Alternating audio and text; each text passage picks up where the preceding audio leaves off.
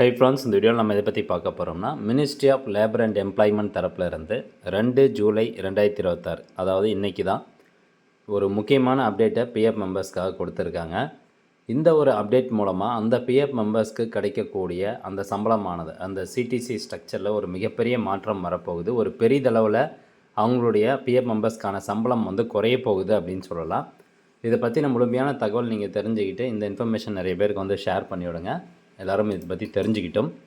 அதாவது mandatory PF contribution ₹1800 இது சம்மந்தமான ஒரு அப்டேட் இன்றைக்கி தான் ministry of labour and employment தரப்புலேருந்து சொல்லியிருக்கிறாங்க. உங்களுடைய மேண்டட்டரி கட்டாய பிஎஃப் பங்களிப்பானது 1800 நிர்ணயம் பண்ணியிருக்கிறாங்க. சரி, அப்போ இது நல்ல விஷயம் தானே. கட்டாய பிஎஃப் பங்கு 1800 தானே, அப்புறம் எப்படி என் சம்பளம் குறையும் அப்படின்னு கேட்டிங்கன்னா இதில் நிறைய ட்விஸ்ட் இருக்குது. அப்படியே ஒன் பை ஒன்னாக சொல்கிறேன்.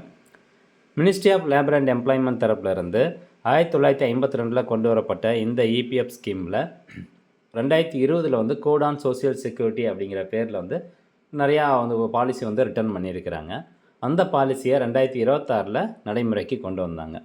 ஸோ அதில் பல்வேறு மாற்றங்கள் இருந்துச்சு. குறிப்பாக ஜூலை 2, 2026 அன்றைக்கி ministry of labour and employment என்ன சொல்லியிருக்காங்கன்னா, உங்களுடைய பிஎஃப் மேண்டட்டரி கான்ட்ரிபியூஷன் ஆனது ₹1800 நிர்ணயம் பண்ணியிருக்கோம் அப்படின்னு சொல்கிறாங்க. சரி, அப்போ இதுக்கு முன்னாடி எப்படி இருந்துச்சு, இது என்ன மேண்டட்டரி பிஎஃப் கான்ட்ரிபியூஷனா என்ன அப்படின்னு கேட்டிங்கன்னா, அதாவது உங்களுடைய மாத பேசிக் சம்பளம் அடிப்படை ஊதியத்திலிருந்து எம்ப்ளாயி ஷேருக்கு ஒரு 12%, எம்ப்ளாயர் ஷேருக்கு ஒரு 12% ஒதுக்குவாங்க. இந்த எம்ப்ளாயி ஷேர் 12% ஆனது உங்களுடைய பேசிக் சேலரியிலிருந்து அப்படியே பிடிச்சிருவாங்க. இப்போது எம்ப்ளாயி ஷேர் 12% பிடிக்கிறாங்கல்ல, அதே ஈக்குவலான அமௌண்ட்டு கம்பெனி தரப்பில் இருந்து 12% தொகை உங்களுடைய பிஎஃப் அக்கௌண்ட்டுக்கு செலுத்துவாங்க. இந்த எம்ப்ளாயி ஷேர் எம்ப்ளாயர் ஷேர் ரெண்டுமே உங்களுடைய சிடிசி ஸ்ட்ரக்சருக்குள்ளே தான் வரும். ரைட். இப்போது இந்த ஸ்டாச்சுவேட்டரி வேஜ் சீலிங் லிமிட் எவ்வளவு? ₹15,000 ஒரு மாதத்துக்கு ₹15,000. அதன் அடிப்படையில் அந்த 15,000க்கான 12% ஆஃப் த அமௌண்ட் பார்த்திங்கன்னா ₹1,800 ஒரு மாதத்துக்கு வருது.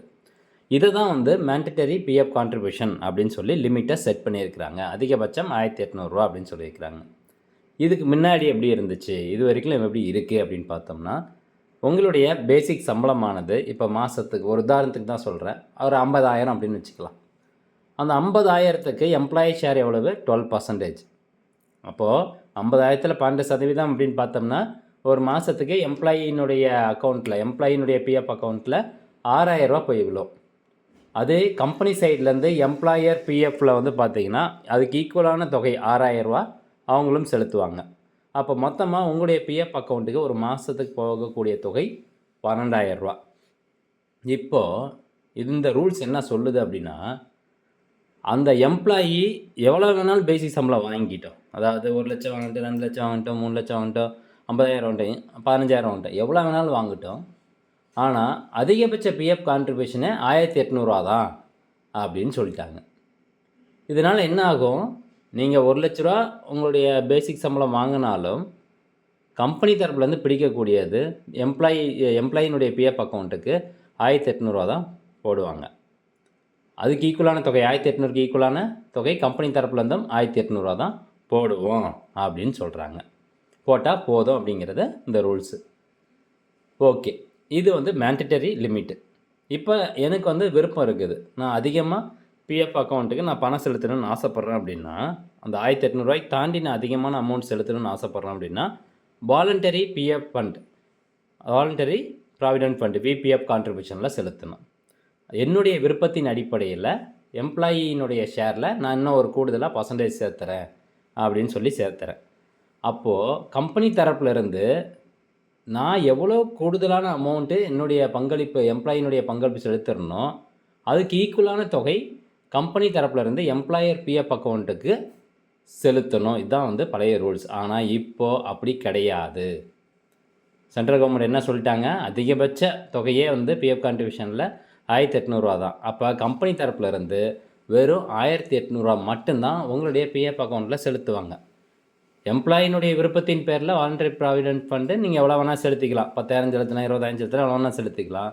ஆனால் கம்பெனி தரப்புலேருந்து வெறும் ₹1,800 தான் உங்களுடைய பிஎஃப் அக்கௌண்ட்டில் எம்ப்ளாயர் ஷேரில் செலுத்துவோம் அப்படிங்கிறது தான் இந்த ரூல்ஸு. இதனால் எப்படி நம்ம சம்பளம் குறையுது அப்படின்னு பார்க்கலாம். இப்போ ஏற்கனவே நீங்கள் 50,000 சம்பளம் வாங்கிட்டு இருக்கீங்க. பேசிக்கில் 12% எம்ப்ளாயி ஷேரு கொடுக்குறோம், ரூ. 6,000.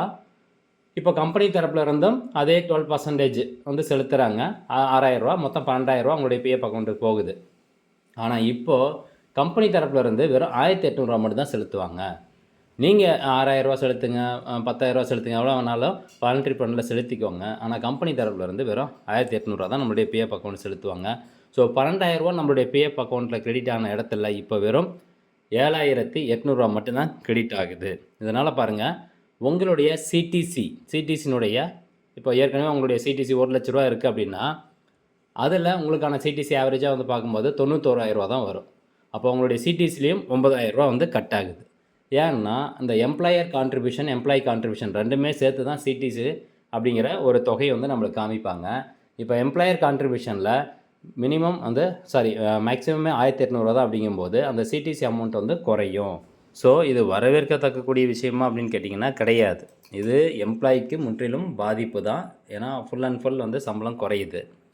பிஎஃப்பில் செலுத்தக்கூடிய அமௌண்ட்டும் குறையிறதுனால பிஎஃப் அப்படிங்கிறது ஒரு நல்ல ஒரு சேவிங்ஸ் அப்படின்னு சொல்லலாம். 8.25% இன்ட்ரெஸ்ட் கொடுக்குறாங்க.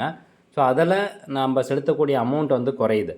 இன்கேஸ் நீங்கள் வந்து இப்படி சொல்லலாம், ஆமாம் இப்போ எனக்கு கை கிடைக்கக்கூடிய அமௌண்ட் வந்து அதிகமாகுதில்ல. ஏன்னா ரூ. 6,000 பிடிச்ச இடத்துல இப்போ எனக்கு 1,800 தானே பிடிக்கிறாங்க. அப்போ மீதி 4,200 என் சம்பளத்தில் எனக்கு மாதம் கிடச்சிருதில்ல அப்படின்னு நீங்கள் நினைக்கலாம். ஆனால் இன்டைரக்டாக வந்து பார்க்கும்போது நம்மளுக்கான பெனிஃபிட்டில் ரொம்பவே லாஸ் ஆகும். ஏன்னா கம்பெனி தரப்பில் இருந்து அந்த 6,000 செலுத்துறதுக்கு பதிலாக வெறும் 1,800 தான் செலுத்துகிறாங்க. அது மட்டும் இல்லாமல் நம்மளுடைய பிஎஃப் அக்கௌண்ட்டுக்கு மாதம் போகக்கூடிய தொகை குறையிறதுனால அதில் கிரெடிட் ஆகக்கூடிய அந்த இன்ட்ரெஸ்ட் வட்டி விகிதமும் பார்த்திங்கன்னா நம்மளுக்கு ரொம்பவே கம்மியாக இருக்கும். இது அல்டிமேட்டாக எம்ப்ளாயிக்கு ஒரு லாஸாக தான் வந்து பார்க்கணும்.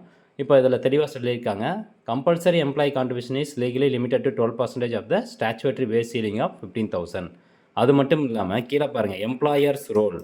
Employers are legally obligated to match only the mandatory 1,800 ceiling. They are under no statutory obligation to match your extra voluntary contribution unless contractually bound by the company policy. So உங்கள் கம்பெனியில் பாலிசியில் வந்து இந்த மாதிரி எம்ப்ளாயி எவ்வளோ voluntary amount செலுத்துகிறாங்களோ அதுக்கு நிகராக நாங்களும் செலுத்துவோம் அப்படிங்கிற ஒரு பாலிசி சைன் ஆயிருந்தால் மட்டும்தான் கம்பெனி தரப்பில் இருந்து உங்களுக்கான அமௌண்ட் எவ்வளோ பிடிக்கிறாங்களோ அதை அப்படியே செலுத்துவாங்க. இல்லைனா வெறும் 1,800 மட்டும் தான் உங்களுடைய பிஎஃப் அக்கௌண்ட்டுக்கு செலுத்துவாங்க அப்படின்னு சொல்கிறாங்க. ஸோ அதுக்கப்புறமா இதனுடைய கம்பேரிஷன் வந்து நம்ம பார்க்கலாம். இங்கே பாருங்கள், ஓல்டு ரூல்ஸ் 1952 பிஎஃப் ஸ்கீம் என்ன சொல்லுது, 2026 ஸ்கீம் வந்து என்ன சொல்லுது. மேண்டட்டரி லிமிட் பழைய பிஎஃப் ஸ்கீமில் மேண்டட்டரி லிமிட் அப்படிங்கிறது கிடையாது. இப்போ நீங்கள் எவ்வளோ பேசிக் சேலரி வாங்கினீங்கனாலும் அதில் 12% பிடிச்சி பிஎஃப்பில் போட்டுருவாங்க. ஆனால் இப்போ வந்து லிமிட் கொண்டு வந்துட்டாங்க. நீங்கள் எவ்வளோ பேசிக் சேலரி வாங்கினாலும் 1,800 தான் ஒரு மாதத்துக்கு அதிகபட்சமாக பிடிப்பாங்க. அதுக்கு மேலே பிடிக்கணும் அப்படின்னா நீங்கள் வாலண்டரி வந்து எழுதி கொடுத்தா மட்டும் தான் பிடிப்பாங்க அப்படின்னு சொல்கிறாங்க. டேக் ஹோம் சேலரி இப்போது எவ்வளோ பேசிக் சேலரி வாங்கினாலும் 12% வந்து அப்படியே பிடிக்கிறதுனால மாதம் உங்களுக்கு கை கிடைக்கக்கூடிய தொகை பழைய ஸ்கீம் படி அதாவது கம்மியாக இருக்கும். ஆனால் இப்போ புது ஸ்கீம் படி நீங்கள் வந்து 1,800 தான் பிடிக்கிறதுனால உங்களுக்கு கை கிடைக்கக்கூடிய தொகை அதிகமாகும் அப்படின்னு சொல்கிறாங்க. பட் இது வந்து உண்மை கிடையாது. கை கிடைக்கக்கூடிய தொகை மாதம் நமக்கு கிடைச்சாலும் நம்ம அதை செலவு பண்ணிடுவோம். அதே அமௌண்ட்டு பிஎஃப் அக்கௌண்ட்டுக்கு போச்சுன்னா ஒரு நல்ல இன்ட்ரெஸ்ட் கிரெடிட் ஆகும். ஒரு வருஷம் 2 வருஷம் கழிச்சு நம்மளுக்கு வேணுங்கிறப்ப எடுத்து செலவு பண்ணலாம். ஸோ அதனால் மூணாவது ஒரு ஆப்ஷன் பாருங்கள், எம்ப்ளாயர் மேட்ச். இப்போது பழைய ஸ்கீம் படி நம்மளுடைய சம்பளத்தில் 10,000 பிஎஃப் பிடிக்கிறாங்க அப்படின்னா அதே நிகரான 10,000 வந்து எம்ப்ளாயர் கம்பெனி தரப்புலேருந்தும் நம்மளுடைய பிஎஃப் அக்கௌண்ட்டு செலுத்தணும். ஆனால் இப்போ அப்படி கிடையாது. Strictly only post to match up to 1,800. So employee வந்து 10,000 பிடிச்சாலும் கம்பெனி தரப்பில் இருந்து வெறும் 1,800 மட்டும் செலுத்தினா போதும் அப்படிங்கிறது தான் அந்த புது ஸ்கீம் வந்து சொல்லுது.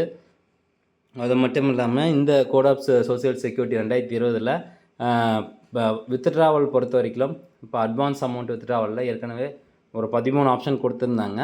அதை குறைச்சி இப்போ 3 ஆப்ஷனாக கொண்டு வந்திருந்தாங்க. மெடிக்கல், எஜுகேஷன், மேரேஜ் அப்படிங்கிற இந்த ஒரு 3 ஆப்ஷன் மட்டும் தான் கொண்டு வந்திருக்கிறாங்க. மினிமம் பேலன்ஸ் சேஃப்டி நெட் வந்து சொல்லியிருக்கிறாங்க.